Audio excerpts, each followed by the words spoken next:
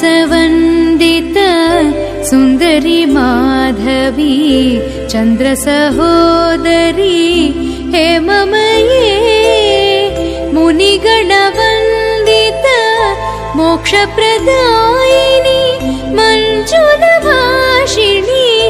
वेदनुते पङ्कजवासिनी देवसुपूजित सद्गुणवर्षिणी शान्तियुते जय जय हे मधुसूदन कामिनी आदिलक्ष्मी सदा पालय माम्।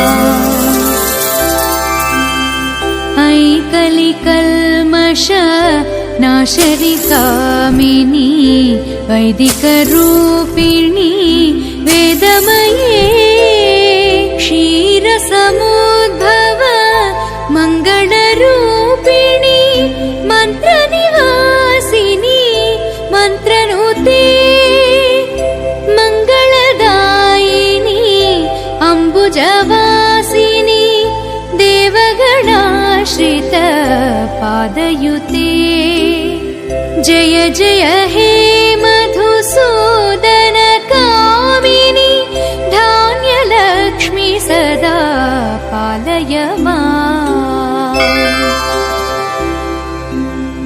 जय वरवर्षिणी वैष्णवी भार्गवी मन्त्रस्वरूपिणी मन्त्रमये सुरगणपूजित शीघ्रफलप्रद ज्ञानविकासिनी शास्त्रनुते भवभयहारिणी पापविमोचनी साधुजनाश्रित पादयुते जय जय हे मधुसूदन कामिनी धैर्यलक्ष्मी सदा पालय माम्।